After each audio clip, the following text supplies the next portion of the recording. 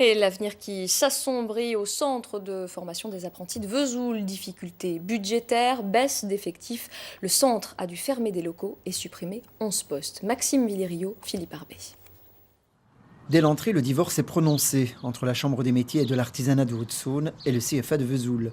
En cause, un déficit cumulé qui atteint aujourd'hui le million d'euros.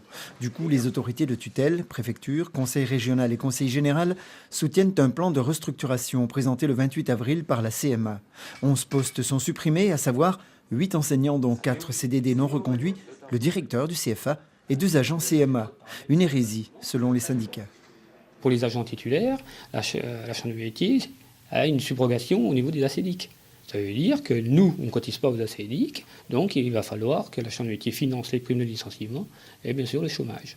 Donc ça peut monter très très haut. On estime entre 700 000 à 800 000 euros le coût du licenciement.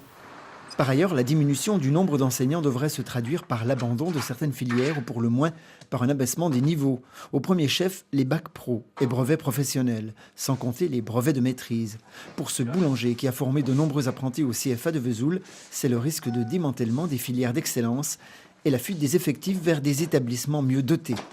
En tant que parent, j'enverrai obligatoirement mon gamin où il peut faire une filière complète. Je ne vais pas l'envoyer 2 ans pour faire plaisir à un endroit, le retirer de là, l'envoyer dans un autre endroit qu'il ne connaîtra pas.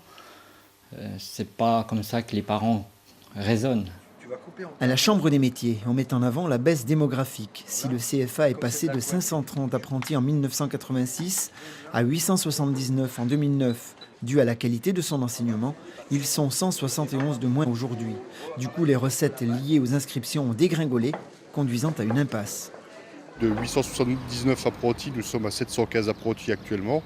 Il y a des baisses au niveau des aides de l'État de 5,2% par an. Et donc, ce qui nous conduit à un effet de ciseau qui fait que nous sommes obligés de prendre des mesures assez fortes et déplaisantes par rapport au personnel.